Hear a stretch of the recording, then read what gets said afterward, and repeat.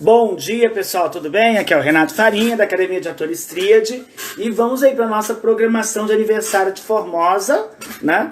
Estamos ao vivo aqui na página da Academia de Atores no Instagram, e a gente vai bater um papo hoje sobre africanidades.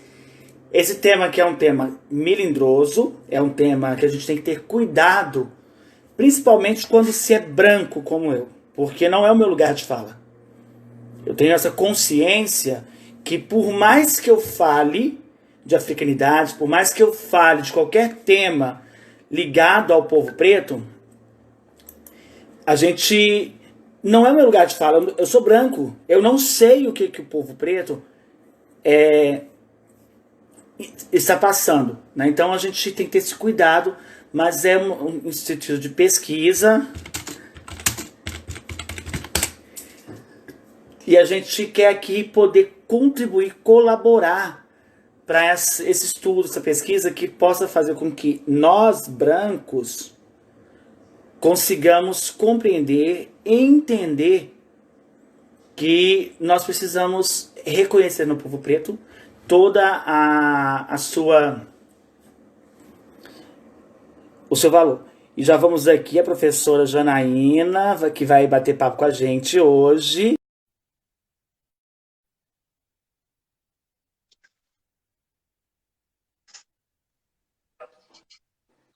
Bom dia, professora Bom Janaína. dia, tudo bem? Tudo bem? Como é que está? Tudo jóia. Estamos aqui essa segunda-feira começando as atividades não presenciais nas escolas aqui em Formosa, né? Sim. E atividade de aniversário. Eu coloquei a semana toda de várias atividades para comemorar os 177 anos de Formosa, né? E hoje esse bate-papo, né?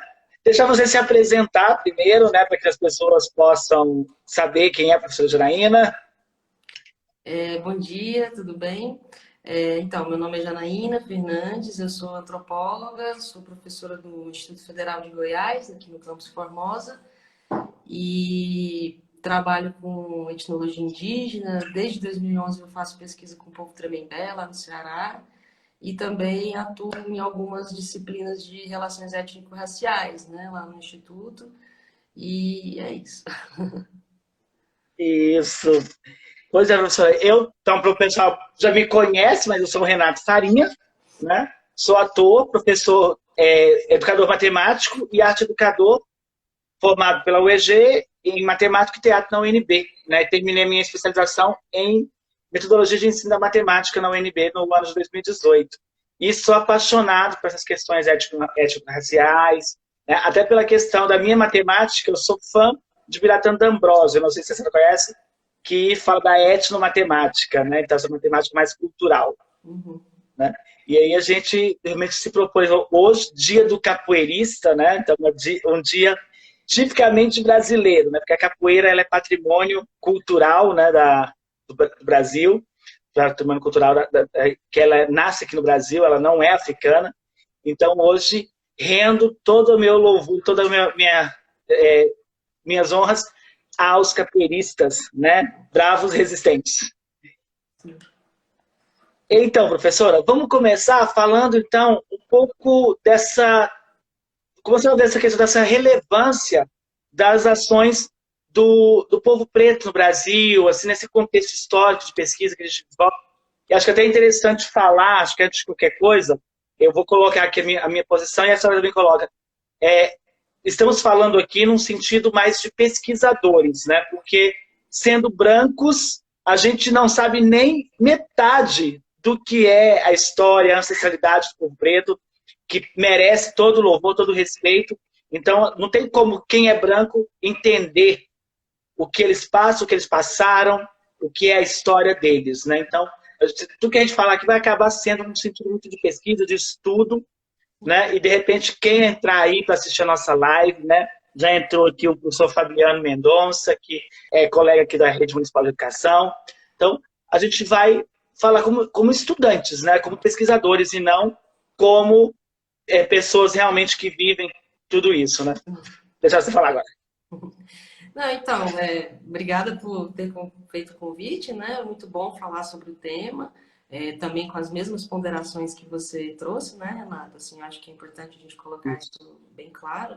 É, eu gosto muito, eu tenho me aproximado muito da literatura africana e afro-brasileira, né? E isso tem me ajudado a entender bastante a história do povo preto no Brasil, né? E também na África de um modo geral. E eu acho, quando você me perguntou, né, você entrou em contato comigo para a gente fazer esse encontro, eu pensei muito assim, relevâncias das ações do povo preto no Brasil, assim, são milhares, né? A gente não tem como falar disso de forma tão breve, mas uma palavra me veio à mente, eu acho que está muito ligada também à capoeira, que é o tema que você está trazendo hoje, que é a ideia de resistência, né? O povo negro no Brasil, desde que foi forçado a vir para cá, tem essa incumbência da resistência como um dos fatores mais drásticos da história deles, né? E tanto que a noção de aquilombamento que a gente tem até hoje, a própria capoeira como uma arte, né? Uma atividade que envolve o corpo, que está muito ligada exatamente à ideia de saber sair de determinadas situações, né? Aquela ginga capoeirista, ela passa também pelo ensinamento do corpo de saber sobreviver, né? Então, assim, eu acho que a questão da resistência, se a gente pensar desde as lutas anti-escravagistas, desde a formação dos primeiros quilombos, passando depois pelos períodos das lutas pela educação, né? Até hoje, se falando em cotas raciais, a gente sempre tem essa questão da resistência, do aquilombamento, do saber sobreviver, né? E aí eu lembrei muito, né? Considerando também que a gente está aqui numa Isso. escola de teatro, eu lembrei do Teatro Experimental do Negro, do Dias do Nascimento. Eu acho que tudo isso gira em torno bastante dessa questão da resistência, pensando também que quando a gente fala em questões raciais no Brasil, a gente está falando em última instância de guerra, né? A gente está numa situação de guerra. Nós estamos vivendo uma situação de guerra desde sempre. Então, acho que esse é o ponto principal, assim, né?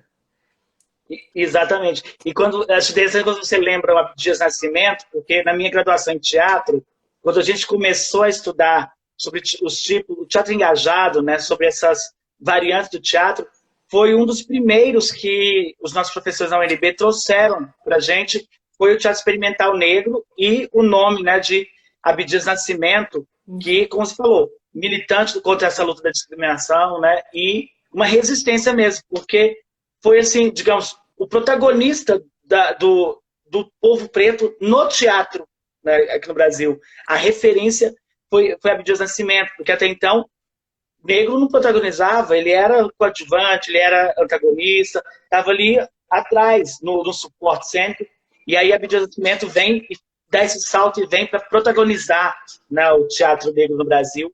Então, é como você falou, essa resistência, essa militância, e acho interessante quando a gente fala isso da resistência, porque a gente se posicionar que a gente entende que o negro, a cada dia, está precisando vencer barreiras, sobrepor resistências, né? Então, até dar um abraço aqui agora para o Márcio Nelson, que também é teatrólogo de Formosa, que está entrando aqui agora, a Kátia Rodrigues, sejam bem-vindos, certo? Pode deixar suas perguntas aí, suas contribuições nos comentários, a gente vai lendo aqui, né? Então, é super importante isso. E é interessante quando se faz essa alusão da capoeira, né? Com essa questão de resistência, né? Porque ela tem toda essa... todo esse gingado realmente é uma luta de resistência, né?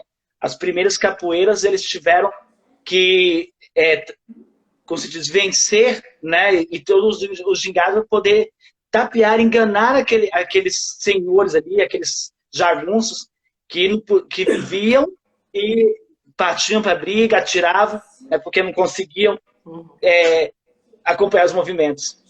A própria história do Mestre Besouro, né, que se tornou uma lenda, né, e tudo mais, aquele poder quase sobrenatural mesmo, né, de se transformar, de desaparecer, exatamente essa ideia de saber de saber o momento certo de sair, de resistir, de lutar. Eu acho que essa é a grande relevância, assim. Eu acho que é uma das principais coisas que a gente tem, né? Exato. Não, e aí, quando fala do Besouro, é interessante que quando eu assisti o filme, então eu fiquei fascinado, porque uma coisa que eu amo de ver, né, do filme é quando mostra o diálogo dele com os orixás e ele desafiando Exu, né? E Exu até então, para a cultura cristã, a gente associa Exu ao demônio. E dentro da religião mais africana, pelo contrário, Exu é o guardião do sagrado, né? Então, ele protege, ele só exige respeito com aquilo que é sagrado, né? E, às vezes, nós, cristãos católicos, evangélicos, a gente não valoriza nem o nosso sagrado, né? A gente tem o nosso sagrado e a gente não dá devida atenção ao sagrado, né? Então, é super bonito como a religião matriz africana mostra esse respeito, cada coisa, toda ligação com a natureza. Sim. É uma questão que foge muito, né, do padrão ocidental, cristão, né? Que as pessoas, de um modo geral, têm dificuldade de compreender outras ontologias, né, outras cosmologias. E aí, pensando também na minha área de estudo, né, os povos indígenas também têm muita dificuldade em serem compreendidos nesse sentido.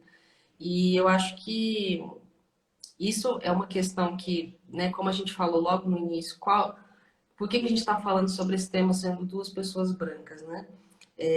Isso. O que eu pensei, né, a princípio, assim, que seria uma possibilidade de falar sobre o assunto, foi pensando na Angela Davis, né, que é uma frase que todo mundo fala, que todo mundo conhece, que é aquela ideia de que não basta ser racista, é preciso ser antirracista, né? E, e essa fala, eu acredito que seja muito direcionada aos brancos, né, mais direcionada aos brancos de modo geral, Isso. porque não basta a gente entender que a gente não é racista, sendo que no fundo, somos, porque o racismo é estrutural, né? Então é algo com o qual temos que lutar e temos que pensar a respeito de todas as atitudes. Desde que eu comecei a entrar em contato com o tema, eu sempre faço um exercício que é observar os lugares onde nós estamos e observar quem está neles. Né? Há pessoas negras aqui, há pessoas negras nos nossos trabalhos, há pessoas negras em volta de nós. Então, se não há, há um problema. Geralmente não há. Né? Tanto é que Isso. você entrou em contato com o pessoal da coordenação das ciências sociais, Isso. deveria ter um professor negro, uma professora negra falando aqui. E não temos, né, especializado no assunto. Então, é um problema grave. Então, não basta a gente falar, não, a gente tem que respeitar, não basta a gente falar, que legal, que bonito, né? A cultura negra no Brasil é linda e tal. Não, é preciso a gente pensar como ter formas de que esses espaços sejam ocupados e sejam pensados, né, como um lugar para negros, um lugar para negros Isso. também. Professora, Sim, eu vou pausar aqui um pouquinho, porque estão me ligando e eu retorno e a gente continua, viu? tá, Joia? Estão ligando aqui, rapidinho a gente retorna, tá Tá bom? bom, tá, Joia.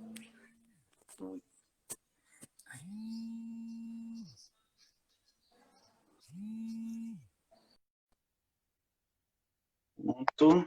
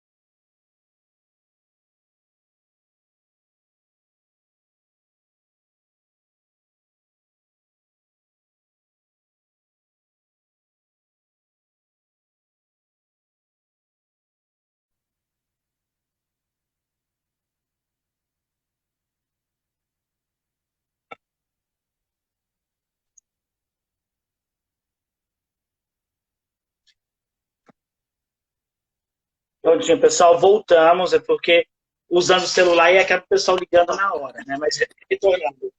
Pronto, professora. Voltei. Desculpa ter interrompido. Você estava falando realmente dessa questão que não basta simplesmente achar bonito, né? Achar legal, apoiar, não ser racista, mas temos que olhar se nós temos realmente pessoas pretas nos ambientes, lugares, se eles estão ali representados, ou se está ali só o bando de branco falando, né? E atuar disso, Pode... disso de alguma forma. Eu acho que tem uma questão também que é muito importante, que alguns coletivos negros se colocam muito contrários à ideia de educar brancos para o antirracismo, né? Porque a ideia é que, poxa, a gente está sofrendo já há tanto tempo, tem que fazer um monte de coisas, né? Tem que tentar sobreviver e ainda tem que educar branco para ser antirracista. Falar, olha, meu filho, você está falando um monte de bobagem, você não pode agir dessa forma e tal. Então, eu acho que, de alguma forma, o que resta para nós nesse contexto é exatamente tentar educar outros brancos, né, nesse sentido. Eu acho que talvez seja importante a gente falar, assim, num contexto como agora, exatamente de chamar as pessoas para tentar perceber quais são os lugares que elas ocupam, como que, se existem pessoas negras ocupando esses espaços, e provavelmente, se forem espaços de elite, não ocupam, e como fazer para a gente tentar mudar, né, um pouco essa realidade, principalmente espaços de poder. Né? Isso. Exato. E aproveitar aqui e dar assim, as boas-vindas à Lady Ellen e ao Douglas. São alunos, a Lady Ellen, preta, linda, atriz, faz pedagogia na Faculdade ESP, e o Douglas, que foi meu aluno, capoeirista. Parabéns, Douglas, hoje é seu dia. E o Márcio Nelson já deixou uma pergunta aqui para a gente, professor. Ele diz aqui, como você vê a introdução de culturas afro nas escolas de hoje? Acho que, de certa forma, você começou a responder aí, né? Márcio Nelson pergunta qual a sua visão nessa introdução das culturas afro na escola. Então, deixa você responder e depois eu respondo. Então, eu sempre fui muito proativa em relação à questão das cotas raciais, né? Na época que eu estudei na UNB, né? A gente teve um debate na pós-graduação também, foi uma coisa bem complicada, assim. E eu acredito que a questão das cotas, ela tem várias possibilidades de você pensar nelas, né? A primeira é falar assim, olha, a gente precisa inserir pessoas negras nas universidades, nas escolas, e beleza, isso é uma coisa. Só que, para além disso, a gente precisa inserir também as epistemologias, as cosmologias negras dentro do do nosso sistema de pensamento. Porque a nossa escola, né, o que a gente aprende na escola, nas universidades, é europeu, é branco. Então, todo o nosso sistema de pensamento, ele é pautado na ciência branca ocidental. Né? Então, assim, as cotas, elas são importantes para trazer os negros para dentro das universidades, mas muito para além disso, para trazer a literatura negra, para trazer o pensamento negro, né? E para trazer também, cumulativamente, a cultura negra também.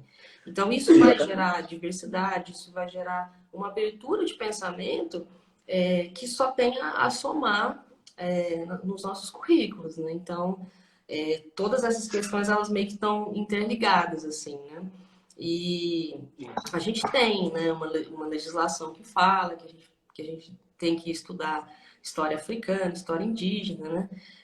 Na prática, a gente sabe que tem vários problemas em relação a isso, né? Muitas vezes os professores não têm o conhecimento ainda adequado para tratar do assunto, então muitas vezes acaba tratando de forma muito superficial, né?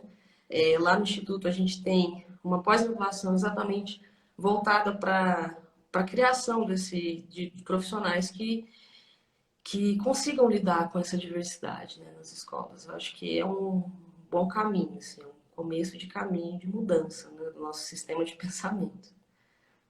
Exatamente. E eu, como eu trabalho com educação básica, justamente com o Fundamental 2, eu digo que essa introdução das culturas afro, como você colocou, é algo que a gente precisa ir inserindo, porque hoje a maioria dos professores, eu trabalho com matemática e arte, e em arte, a maioria dos professores que trabalham em arte na rede pública não são da área de arte, então acaba indo para um monte de conteúdos que às vezes estão desconectos do que é a proposta. E aí o livro de artes que a rede municipal adotou, eu fiquei super feliz porque ele trouxe um monte de significações de culturas, principalmente da cultura negra, cultura preta, e tem um amigo meu da Bahia, que é o Sullivan Bispo, que ele é ator, ele é candomblessista, e ele, como candomblé urbano, eu não sei diferenciar muito bem, mas eu sei que é de religião de matriz africana, e tem uma peça dele, Kayala, que é uma peça que fala das religiões africanas. E esse livro de artes trouxe, né? Porque, como você falou, a gente tem leis que falam do ensino da cultura afro, da cultura indígena, né? Mas, infelizmente, o material que chega dos professores não traz isso. Infelizmente, os livros de história, os livros de geografia, os livros de português ainda trazem apenas cultura europeia. Se o professor de artes vai falar das festas da afro, dos orixás, já vem um monte de pais, já vem a diretora, vem a coordenadora, já vem os próprios alunos em cima, está falando de macumba, está falando de feitiçaria. Né? Então, precisa inserir isso no currículo e falar, não, nós estamos num país que tem universidade, não tem só cristão aqui, não. Uhum. Tem espiritualistas, tem candomblecistas, tem bandistas, e a gente precisa conhecer. Né? A gente precisa se permitir conhecer. E aí, eu acho que... Pode falar. Não, é um problema estrutural, porque assim, os professores são formados dentro de um academicismo cientificista que não dá conta dessas questões, que não conhece essas questões, e aí chega para, né, entra na licenciatura, começa a dar aula, e aí também não tem acesso a essas informações, e isso acaba sendo muito difícil, né? Dar um conteúdo, passar um conteúdo realmente profundo a respeito disso, né? Por exemplo, um professor de história, né? Vou dar um exemplo. O professor de história dificilmente vai ter um conhecimento profundo sobre a história da África ou história indígena, salvo se ele tiver feito um mestrado, um doutorado específico na área.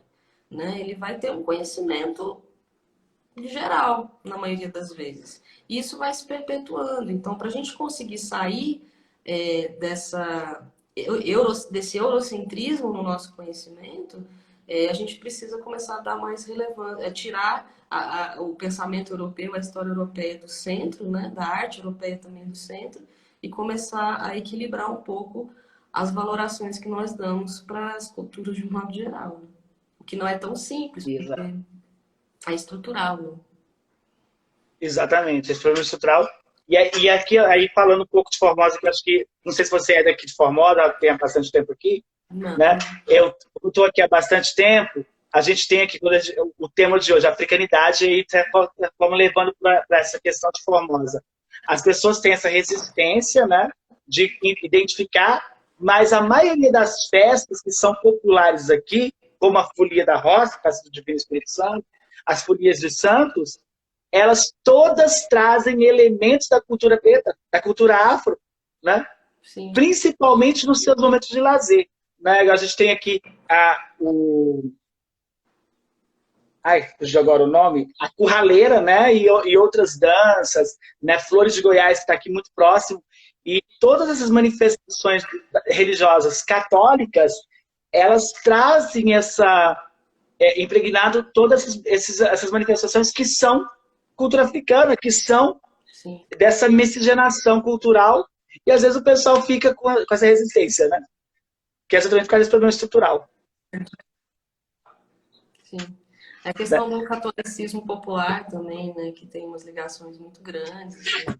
Em Formosa ele é muito forte.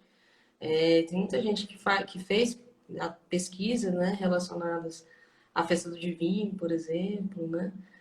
Várias manifestações que envolvem, inclusive, né, de novo, as artes cênicas, Isso. né? Exato. E são muito fortes, né? Eu lembro que eu tenho uma colega que ela fez uma pesquisa na Bahia sobre o Nego Fugido. O Nego Fugido é um teatro, né? Uma encenação que envolve todo o coletivo e aquilo tem todo... É muito interessante, porque ela, na verdade, ela faz uma etnofotografia, né? Ela trabalha com imagens para contar aquele enredo todo, né? E é muito rico e a gente não... E muitas vezes as pessoas meio que invisibilizam a negritude dessas formas culturais, né, que são tão presentes, né? Formosa é uma cidade que tem muitos desses elementos e que muitas vezes não são pensados pela população em geral como elementos negros, né? Exatamente. É exatamente isso, né? E aí a gente, toda essa necessidade, né? E aí a gente pode passar essa questão da capoeira, né? Que a gente começou a falar também, essa resistência, né? Hoje a